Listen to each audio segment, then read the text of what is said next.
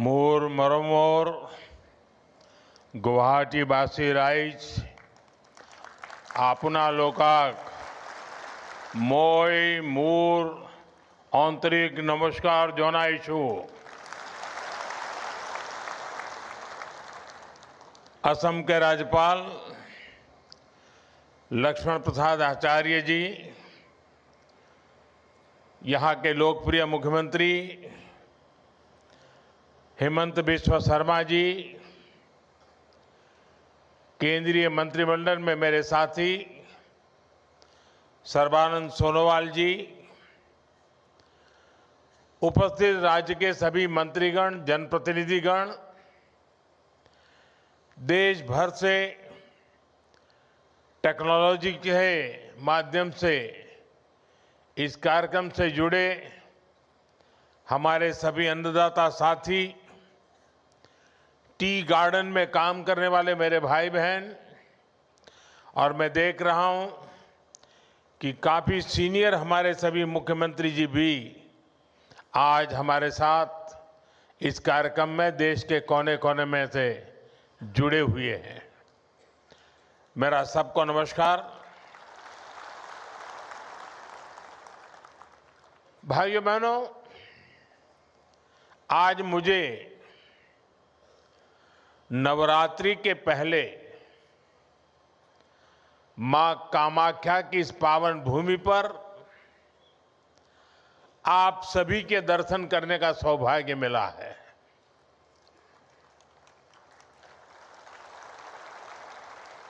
मां कामाख्या के आशीर्वाद से थोड़ी देर पहले यहां से 19,500 करोड़ रुपए के डेवलपमेंट प्रोजेक्ट्स का शिलान्यास और लोकार्पण हुआ है।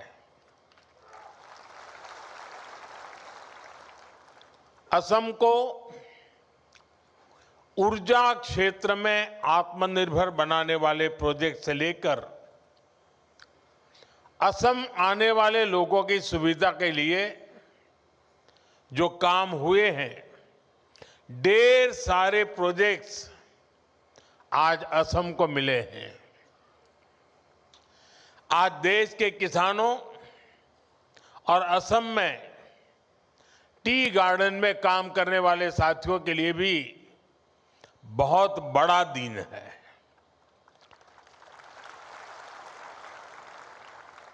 कुछ क्षण पहले पूरे देश में पीएम किसान सम्मान निधि के तहत 18,000 करोड़ रुपए से अधिक की राशि हमारे करोड़ों अन्नदाताओं के खातों में भेजी गई है। इसके अलावा असम के चाय बागानों से जुड़े अनेक परिवारों को आज भूमि के पट्टे भी दिए गए हैं। मैं असम के लोगों को, यहां के सभी परिवारों को और देश भर के किसानों को बहुत बहुत बधाई देता हूं। साथियों, आज देश भर से किसान साथी मां कामाख्या की इस धरती से जुड़े हैं। थोड़ी देर पहले करोड़ों किसानों के खाते में पीएम किसान निधि जमा होने के मैसेज हर एक के मोबाइल में पहुंच चुके हैं। ये योजना वाकई अद्भुत है। एक क्लिक से करोड़ों किसानों के बैंक खाते में सीधे पैसा जमा होता है। दुनिया के विकसित देशों में भी ऐसा संभव नहीं है। और मुझे विदेश के मेहमान जब मिलते हैं और इस विषय में इतने सवाल पूछते हैं, जानकारी के लिए इतने उत्सुक रहते हैं, ये सब कैसे संभव हो रहा है। दुनिया के बड़े बड़े देश के बड़े बड़े नेताओं को भी ये बहुत अजूबा लगता है। और ये मेरे वही किसान भाई बहन हैं जिनमें से अधिकांश के पास 2014 से पहले न मोबाइल फोन था और न ही बैंक में उनका कोई खाता था। आज ऐसे करोड़ों किसानों के खाते में अब तक 4.25 लाख करोड़ रुपए से अधिक पैसे जमा हो चुका है। इसमें असम के भी करीब 19 लाख किसान हैं जिनको अभी तक लगभग 8,000 करोड़ रुपए मिल चुके हैं। साथियों, मुझे याद है जब पीएम किसान सम्मान निधि योजना शुरू हुई तो अफवाहें फैलाने में, झूठ बोलने में माहिर कांग्रेस वाले कहते थे कि इस योजना का पैसा आज भले मोदी देता है लेकिन चुनाव के बाद वापस करना पड़ेगा। ये झूठ बोलने में ऐसे एक्सपर्ट है। लेकिन आज सम्मान निधि की ये योजना देश के छोटे किसानों के लिए सामाजिक सुरक्षा का एक माध्यम बन गई है। साथियों, बीजेपी एनडीए सरकार के लिए किसान हित से बड़ा और कुछ नहीं। जब किसानों को पैसे देने की बात आती थी, कांग्रेस वालों की सांस अटक जाती थी। मैं आपको एक और उदाहरण देता हूं। 2014 से पहले केंद्र में 10 साल तक कांग्रेस की सरकार थी। कांग्रेस सरकार के 10 साल में किसानों को एमएसपी के रूप में 6.5 लाख करोड़ रुपए मिले थे। 10 साल में 6.5 लाख करोड़। जबकि हमारी सरकार के 10 साल में किसानों को एमएसपी के रूप में 20 लाख करोड़ रुपए अधिक मिल चुके हैं। साथियों, बीते 11 वर्षों में देश के किसान के इर्द गिर्द बीजेपी एनडीए सरकार ने एक मजबूत सुरक्षा कवच बना है। एमएसपी हो, सस्ता ऋण हो, फसल बीमा हो, पीएम किसान सम्मान निधि हो, ये योजनाएं किसानों का बहुत बड़ा संबल बनी है। इतना ही नहीं, हमने इस बात का ध्यान रखा है कि अंतर्राष्ट्रीय स्तर पर संकट का असर खेती किसानी पर न पड़े।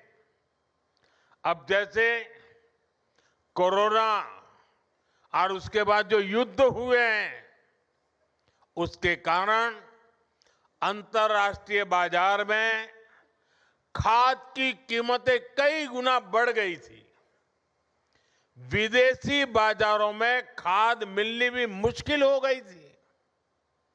लेकिन केंद्र सरकार ने इस संकट को रोकने के लिए भरपूर कोशिश की। यूरिया की जो बोरी अंतर्राष्ट्रीय बाजार में 3,000 रुपये में मिलती है, वही बोरी हमारी सरकार ने अपने किसानों को सिर्फ 300 रुपये में दी है।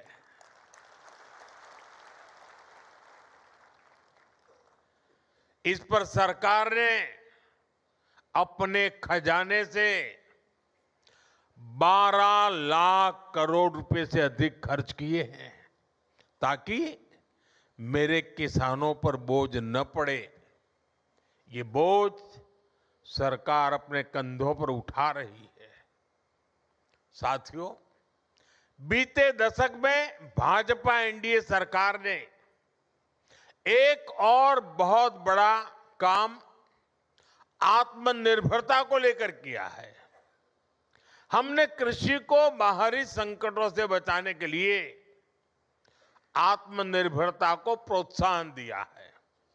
हमने आजाद भारत में बार बार देखा है कि दुनिया के दूसरे हिस्सों में लड़ाइयां होती हैं, कहीं सप्लाई चेन में दिक्कत आती है तो परेशानी हमारे किसान को होती थी।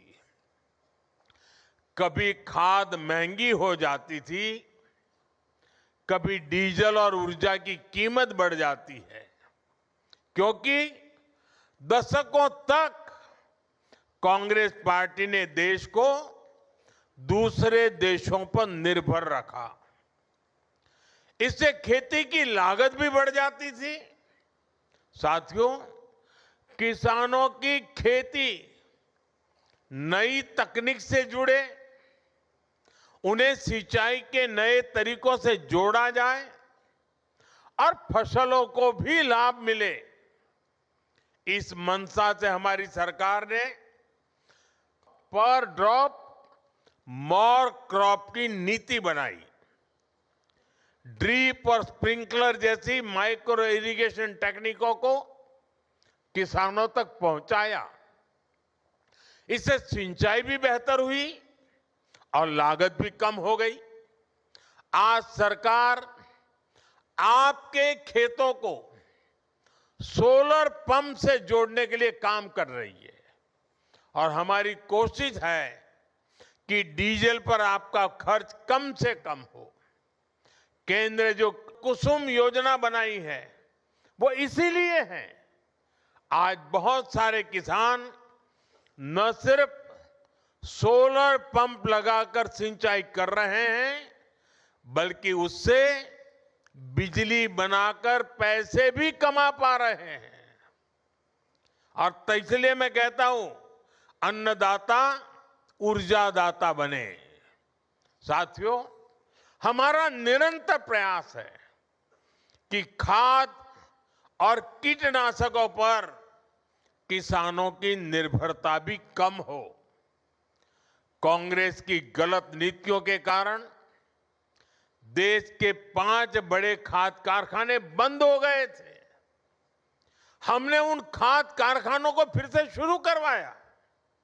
साथ ही किसानों को नैनो यूरिया से जोड़ने के लिए भी कई काम किए। आज देश के किसान को इसका लाभ मिल रहा है।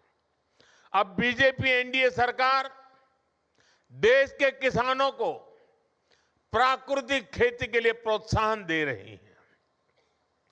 किसान जब बहुत बड़े स्तर पर प्राकृतिक खेती को अपनाएंगे तो मिट्टी भी सुरक्षित रहेगी और हमारे अन्नदाता वैश्विक संकटों से भी सुरक्षित रहेंगे। साथियों, एक तरफ बीजेपी एनडीए सरकार किसानों को लेकर काम कर रही है, हम देश को आत्मनिर्भर बनाने में जुटे हैं। वहीं आज कांग्रेस ने एक बार फिर साबित कर दिया है कि वो किसी भी स्थिति में देश के प्रति ईमानदार नहीं है। आज युद्ध से बने संकटों के बीच भी कांग्रेस सिर्फ अफवाहें फैलाने और अपप्रचार करने में जुटी है। और मैं जरा कांग्रेस के साथियों से कहना चाहता हूं, एक काम करिए, लाल किले पर से 15 अगस्त को पंडित नेहरू जी ने जो भाषण दिए हैं, जरा भाषण सुनिए, आप सुनकर के हैरान हो जाओगे। लाल किले से 15 अगस्त को एक बार कह रहे हैं पंडित जी कि उत्तर कोरिया और दक्षिण कोरिया में लड़ाई चल रही है, इसलिए भारत में महंगाई बढ़ रही है। अब उत्तर कोरिया दक्षिण कोरिया कहां है और यहां पर महंगाई बढ़ने की बात नेहरू जी कह रहे थे। और आज कांग्रेस के लोग देश को गुमराह करने में लगे हैं। वैश्विक संकटों का प्रभाव क्या होता है, यह दुनिया देख रही है। साथियों, बीजेपी एनडीए की सरकार ने हमारी रिफाइनरीज के विकास के लिए, रिफाइनिंग कैपेसिटी के विस्तार के लिए काम किया है। आज भारत दुनिया का वो देश है जो अपनी ही नहीं बल्कि विश्व की ऊर्जा जरूरतों का भी ध्यान रख सकता है। यहां असम में जो हमारी रिफाइनरीज है, उनको भी बीते वर्षों में एक्सपांड किया गया है। असम सहित पूरे नॉर्थ ईस्ट में गैस पाइपलाइन इंफ्रास्ट्रक्चर पर अभूतपूर्व निवेश किया जा रहा है। नुमालीगढ़ सिलीगुड़ी पाइपलाइन के अपग्रेडेशन का काम भी पूरा हो चुका है और असम के गोलाघाट में दुनिया का पहला second generation bio ethanol plant भी स्थापित किया गया है। इन सारे प्रोजेक्ट्स का बहुत बड़ा फायदा इस पूरे क्षेत्र को होगा। साथियों, रेलवे की विदेशों पर निर्भरता कम हो, हमें विदेशों से कम तेल मंगाना पड़े, इसके लिए एक दशक में बहुत बड़ा काम हुआ है। पिछले 10 साल में आज देश का करीब करीब पूरा रेल नेटवर्क इलेक्ट्रिक रूट से जुड़ चुका है और जल्द ही हम 100% इलेक्ट्रिफिकेशन का लक्ष्य भी पूरा कर रहे हैं।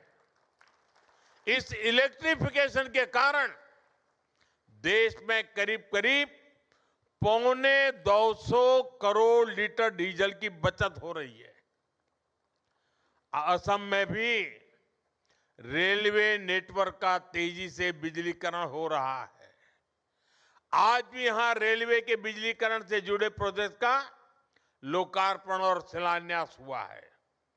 साथियों, असम देश में रिन्यूएबल एनर्जी से जुड़े संकल्पों की सिद्धि में भी बड़ी भूमिका निभा रहा है। Lower Kopili hydro power project से असम सहित पूरे नॉर्थ ईस्ट को फायदा होगा और सबसे बड़ी बात, जो ये हजारों करोड़ रुपए की परियोजनाएं असम में शुरू हुई है, वो असम के युवाओं के लिए रोजगार के नए मौके बना रही है, असम की समृद्धि बढ़ा रही है। साथियों, बीजेपी एनडीए की डबल इंजन सरकार की पहचान संवेदनशीलता से है, सुशासन से है। देश के हर क्षेत्र, हर वर्ग का विकास, ये हमारी प्राथमिकता है। इसी भाव के साथ आज असम के टी गार्डन में काम करने वाले साथियों के लिए बहुत बड़ी पहल हुई है। जिनकी मेहनत से असम की वैश्विक पहचान को बल मिला, जिनकी उगाई चाय की खुशबू दुनिया भर में भारत की पहचान बनी, आज उन साथियों को बीजेपी एनडीए सरकार सम्मान भी दे रही है और सहायता भी दे रही है। कांग्रेस की सरकारों ने इन साथियों को पूछा तक नहीं, इनके पास जमीन के कानूनी दस्तावेज तक नहीं थे। मैं हिम्मता जी और उनकी पूरी टीम को बधाई दूंगा। आपने टी गार्डन से जुड़े इन परिवारों के लिए बहुत बड़ा काम किया है। आज असम की सरकार इस ऐतिहासिक अन्याय को खत्म करने का काम कर रही है। अब इन परिवारों को उनकी अपनी जमीन मिली है और इनके लिए पक्के घर मिलने का रास्ता भी साफ हो गया है। इससे टी गार्डन में रहने वाली बहनों को विशेष रूप से बहुत फायदा होगा। मैं चाहूंगा कि अब टी गार्डन में काम करने वाले परिवारों के बच्चे भी अच्छे से पढ़ाई करें और आगे बढ़ें। और बीजेपी सरकार ने इसके लिए भी पूरी सुविधाएं बना दी है। इसलिए ही तो हर टी गार्डन वर्कर कह रहा है, आको ये बार बीजेपी सरकार। और मेरे लिए तो ये मेरे टी गार्डन के मजदूरों का सम्मान करना मतलब मैं खुद एक कर्ज उतार रहा हूं, क्योंकि आप चाय बागान में काम करते थे। दूर सुदूर गुजरात में मेरे गांव में वो चाय की पत्ती पहुंचती थी और मैं चाय बेच बेच कर यहां तक पहुंच गया।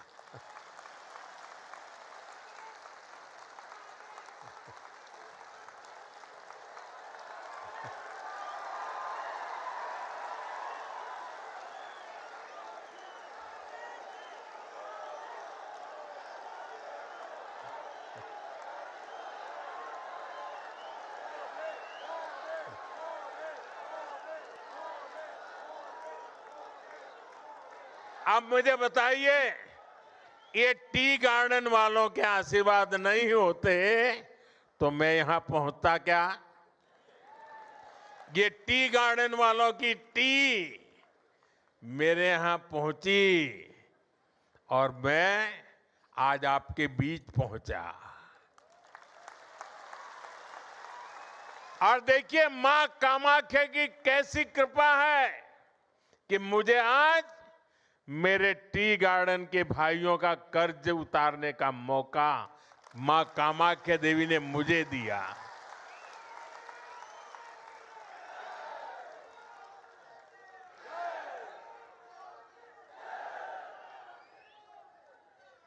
साथियों, आज से प्रसिद्ध निमाती घाट और विश्वनाथ घाट पर आधुनिक क्रूज टर्मिनल बनाने का काम भी शुरू हुआ है। ये सिर्फ एक इंफ्रास्ट्रक्चर प्रोजेक्ट नहीं है, ये असम में टूरिज्म और स्थानीय अर्थव्यवस्था को नई दिशा देने वाला काम है। बीजेपी सरकार ने टूरिज्म को सिर्फ दर्शनीय स्थलों तक सीमित नहीं रखा है, बल्कि उसे रोजगार और विकास के बड़े अवसर के रूप में देखा है। इसी सोच के साथ ब्रह्मपुत्र नदी में भी वाटर टूरिज्म की संभावनाएं बढ़ाई जा रही है। क्रूज टर्मिनल बनने से ब्रह्मपुत्र पर क्रूज चलाने का काम आगे बढ़ेगा और देश दुनिया के पर्यटकों के लिए असम तक पहुंचना और आसान होगा। जब क्रूज टूरिज्म बढ़ेगा तो स्थानीय युवाओं के लिए रोजगार के नए अवसर बनेंगे। कारीगरों और हस्तशिल्प से जुड़े लोगों को नया बाजार मिलेगा। छोटे दुकानदारों, नाविकों, होटल और ट्रांसपोर्ट से जुड़े लोगों की आमदनी भी बढ़ेगी। यानी असम में टूरिज्म अब सिर्फ घूमने फिरने तक सीमित नहीं है, यह स्थानीय विकास और जन समृद्धि का एक नया इंजन बन रहा है। साथियों, असम आज हमारे नॉर्थ ईस्ट यानी अष्टलक्ष्मी के नए भविष्य का एक मॉडल बन रहा है। यहां की प्रगति पूरे नॉर्थ ईस्ट को नई गति दे रही है। असम में जो बदलाव बीते एक दशक में बीजेपी एनडीए सरकार ने किया है, उसका प्रभाव पड़ोस में पश्चिम बंगाल में भी दिख रहा है। वहां भी लोग बीजेपी एनडीए का ऐसा ही सुशासन चाहते हैं। इसलिए मैं असम के हर युवा, हर परिवार से कहूंगा कि हमें मिलकर विकसित असम के लिए काम करते रहना है, ताकि असम देश में एक मॉडल स्टेट बनकर उभरे। इसी आग्रह के साथ मैं जब ये सभी मुख्यमंत्री महोदय इस समारोह में हमारे साथ जुड़े हुए हैं, तो मैं उनसे एक आग्रह करना चाहता हूं। यहां जो पीएम एकता मॉल का उद्घाटन हुआ है, आप अपने राज्य की चीजें भी यहां बेचने की व्यवस्था कीजिए। आप कुछ जगह यहां लीजिए, और असम में किसी को केरल की चीज चाहिए तो यहीं से मिलनी चाहिए, महाराष्ट्र के कोई चीज चाहिए यहीं से मिल जानी चाहिए, गुजरात की कोई चीज चाहिए यहां से मिल जाए, राजस्थान की चाहिए यहां मिल जाए। यानी पूरे देश की एकता का दर्शन हो। इस मॉल में हिंदुस्तान के सभी राज्यों की उपस्थिति हो। इस मॉल में असम के हर डिस्ट्रिक्ट की उपस्थिति हो। वन डिस्ट्रिक्ट वन प्रोडक्ट, यानी एक प्रकार से कोई भी व्यक्ति एकता मॉल में जाए तो उसको वहां पूरा हिंदुस्तान मिल जाना चाहिए। और मुझे विश्वास है कि असम की धरती से पूरे देश को एक मॉडल मिलेगा, और सफलतापूर्वक देश के हर राज्य में एकता मॉल तैयार हो जाएंगे। आप सबको फिर से एक बार विकास की परियोजनाओं की बहुत बहुत शुभकामनाएं देता हूं। देश भर से जो किसान साथी हमारे साथ जुड़ रहे हैं, मैं उनका भी फिर से बहुत बहुत आभार व्यक्त करता हूं।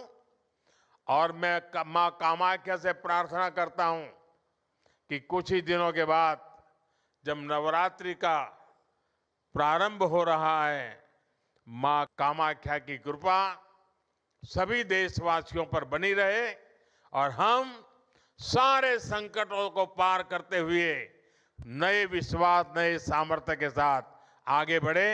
मेरी बहुत बहुत शुभकामनाएं। भारत माता की, भारत माता की, भारत माता की। वंदे वंदे वंदे वंदे वंदे वंदे वंदे वंदे।